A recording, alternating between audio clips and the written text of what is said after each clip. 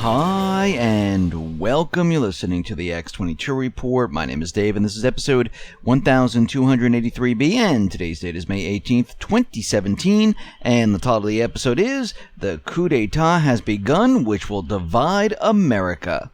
Now, before I get started, I just want to make an announcement. I placed an interview with Stephen Lenman on the X22 Report Spotlight YouTube channel. So if you go over to YouTube and you type in X22 Report Spotlight, it'll bring you right to the video. Or you can come over to the X22Report.com site, scroll down a little bit, look over to the right-hand side. You'll see the video there, and you can play it right on the site. Or you can go to NewsSentinel.com, same thing. Scroll down a little bit, look over to your right-hand side, and you can play the video right on the site. Let's get into the economic collapse, political and geopolitical news.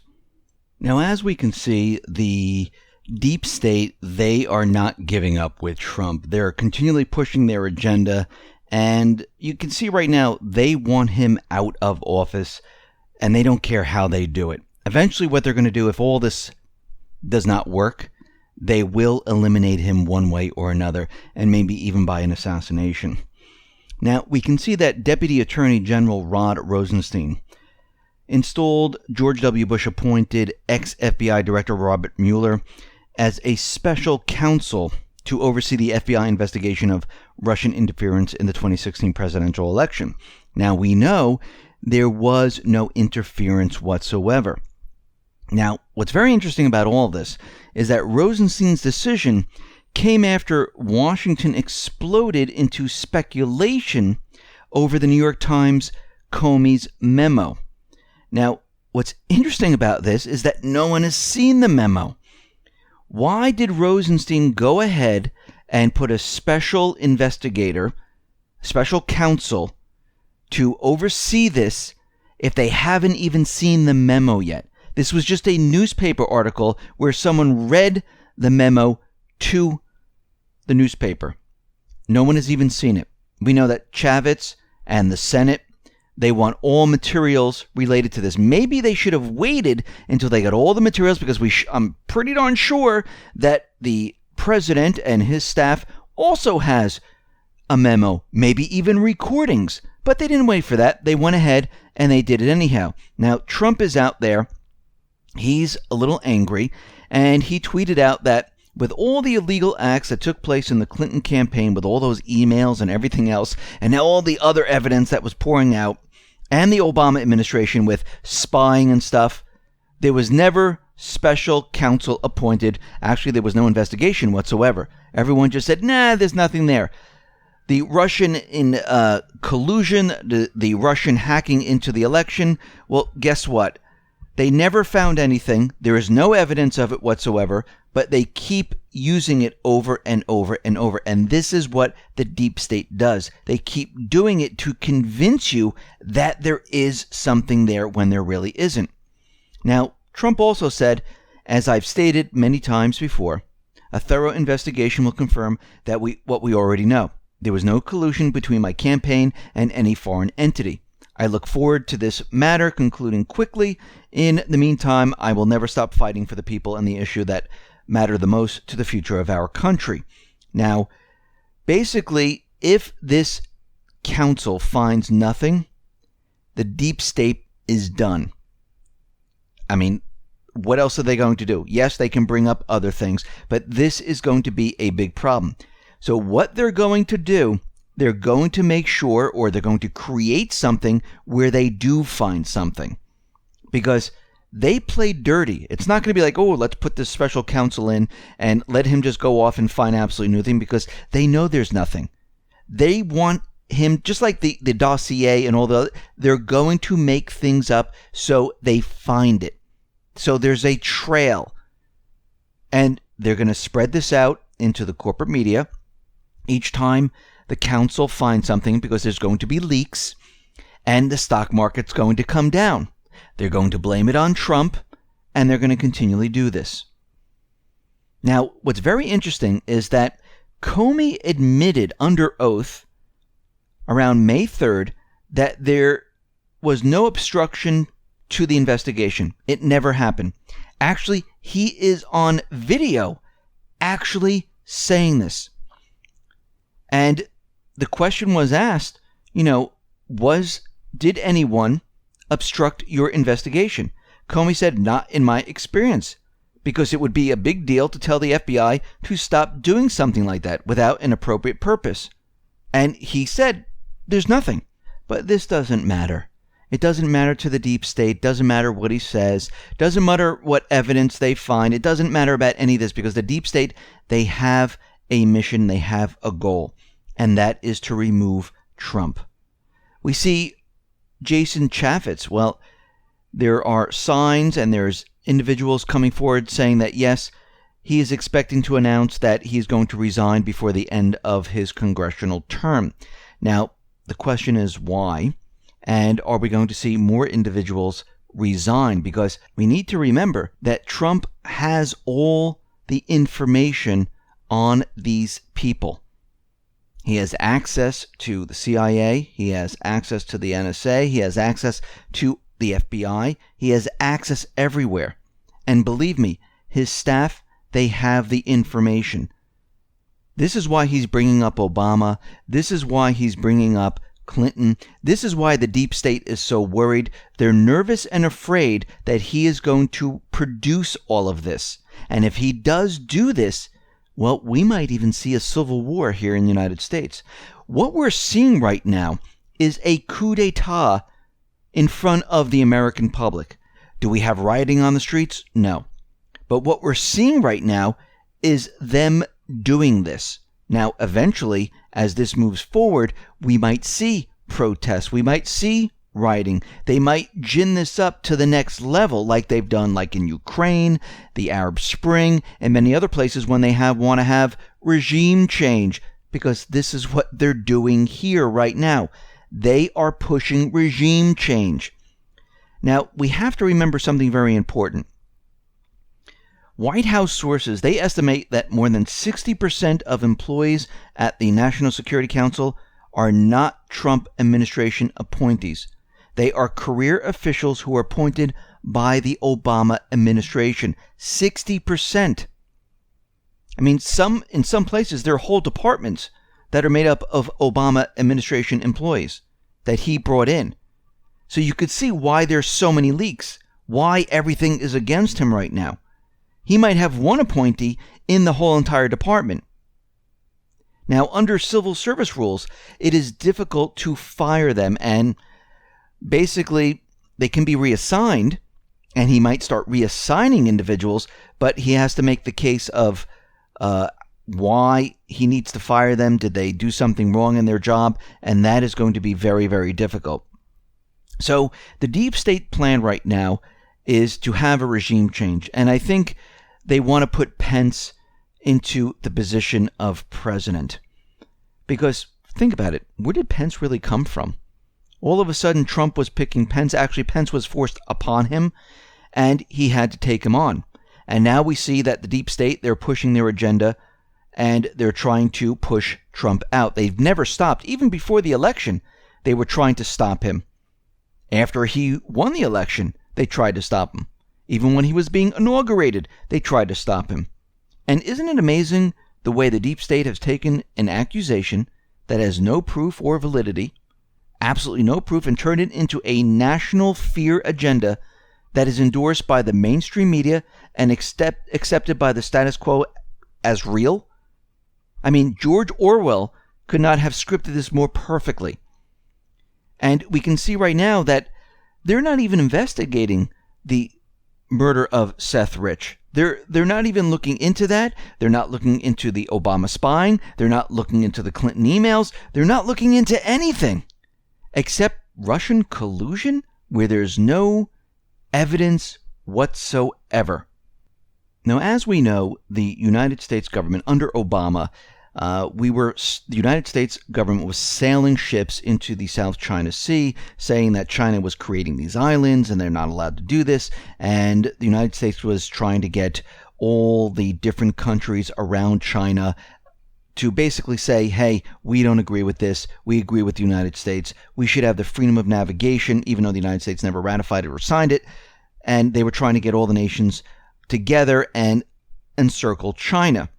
And then we had the elections and Trump came into office and basically things went haywire, and Trump had a meeting with Xi Jinping in Mar-a-Lago because of the North Korea crisis, and things started to change where the United States government was saying that we were going to get rid of the freedom of navigation, that we weren't going to be doing this for much longer.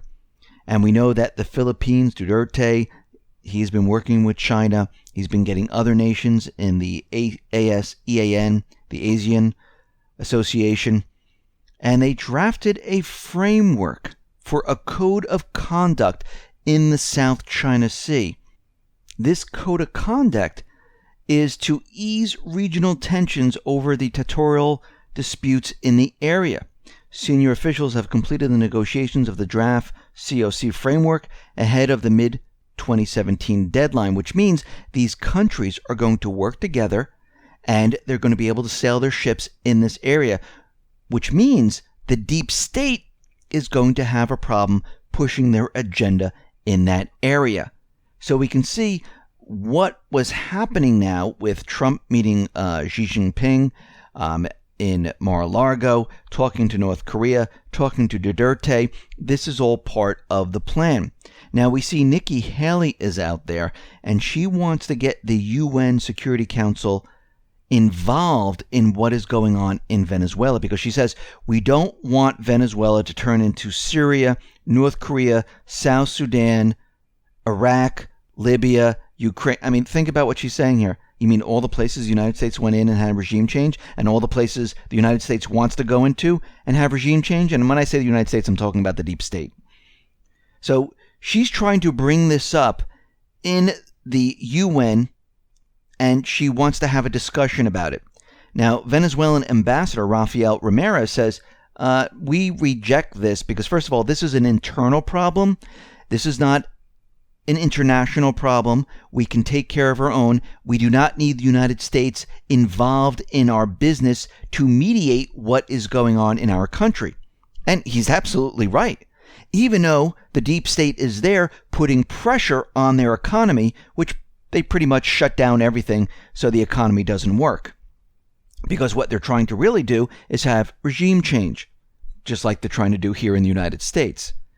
And we can see that she's pushing the idea that, no, the UN has to get involved, because we know what they want in the end. They want to bring in forces to overthrow the government, and they want it to look like Syria. They want it to look like North Korea. They want it to look like Sudan, Somalia, Yemen, Libya, you name it. Wherever the deep state has been, they've destroyed those countries. And this is what they're really trying to do in Venezuela. And the reason they're doing this is because Putin and Maduro, they are meeting. They're formulating a strategic partnership. They're going to implement various business deals. They're talking about the oil market situation. Putin's talking to Maduro to help the situation in Venezuela. And they realize if Putin gets more involved in Venezuela, this is going to be a problem. And if he helps the economy out in Venezuela, this is going to be a problem. And this is why they're pushing the idea that the UN has to get involved.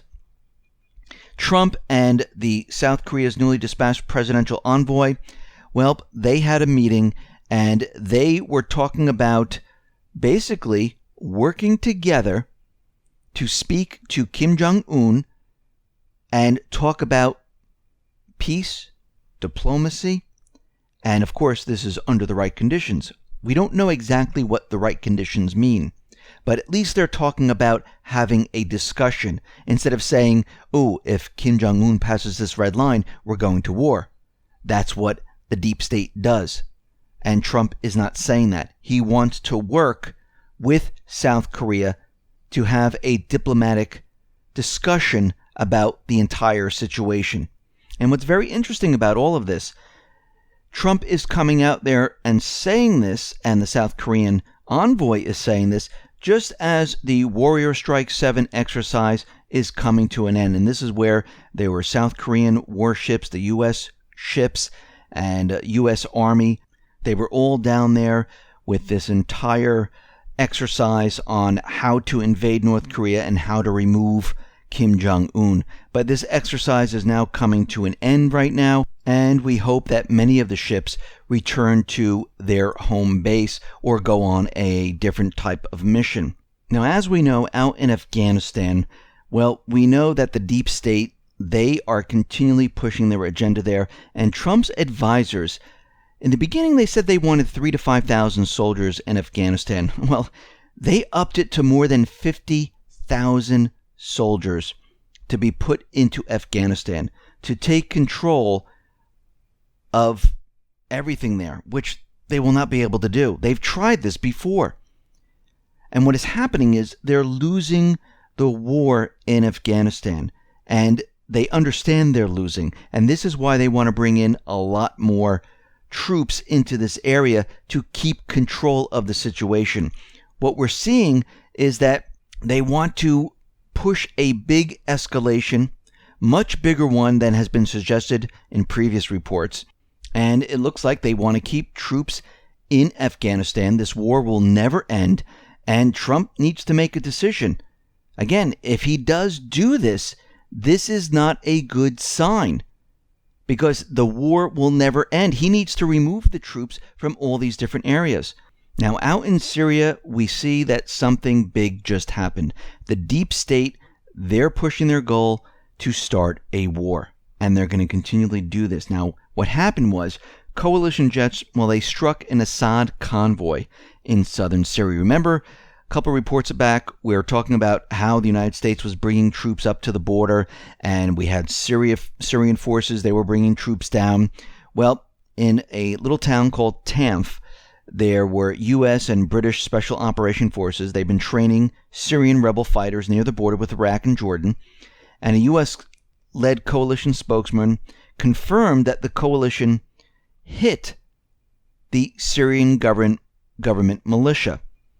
Now, they're saying they moved against the U.S.-backed forces in Syria. Now, let's just back up here for a second. The United States government central bankers, they are in Syria illegally, and they just attacked the Syrian forces again. Now, they're using the cover story that they didn't hit the Syrian forces. They actually were aiming for the Shiite militias, not the SAA. However, Shiite militias operation at the Al-Tanf Road don't have tanks or Shilka vehicles. And there were many pictures and videos showing the presence of elements of the SAA in the area. And they hit 6 SAA fighters. They lost their lives. 3 were injured. They hit tanks. They hit pickups. And we can see that this was an all-out hit. Now again, they violated the de-escalation zone. They knew they weren't supposed to be flying in this area, but they decided to do it anyhow. And we can see this is going to be a problem. Now, of course, Russia's not going to come out and say, hey, let's go to war. Syria is not going to do this either. But this is an attack on Syrian forces. They did this once before. And again, they're in a country which didn't invite them in. And they're hitting their armed forces. And they hit them for a reason, because they didn't want them to see what was going on in this area. We know that they're setting up for a major offensive. We know that these forces are not just made up of the U.S., British, they're paid mercenaries once again. They're building the forces, and they're very large. And we can see the deep state is going to be pushing into this area. And we can see right now that this is going to be a really big deal as we move forward, because the deep state, they want a war. They want Assad. They want Syria. And if you notice, they've never given up on this goal. They tried everything: crematorium, false flag chemical attacks, you name it, they've been trying it. Now we're getting word that the Islamic State, well, they're establishing a new unit on chemical weapons comprising of experts from Iraq and Syria who have never worked together before. And they're creating a chemical weapon cell where they'll be using chemical weapons in Syria. Now, what this tells me is that the deep state is getting desperate, and they're just going to come out and start using chemical weapons all over the place. And it won't be chlorine gas. And of course, they might blame this on Assad, but it looks like they're just going to go all out to try to get what they want. And of course, they're going to say, well, the terrorists are using it. We have no control of the terrorists. And they want to basically hit as many targets as possible. Now, there is information out there that there's another piece of ransomware that's out there, and it's much larger than WannaCry, and it's called Eternal Blue and double pulsar exploits, developed and used by the NSA, which were released by the Shadow Brokers hackers back in April. And the initial statistics suggest that this attack may be larger in scale than WannaCry, affecting hundreds of thousands of PCs and servers worldwide. Now, they don't shut them down. They don't ask for money. What they do is they use your processing power to basically mine cryptocurrency. So if you see your PC, your laptop slowing down and you really can't do anything, you might have this on your system.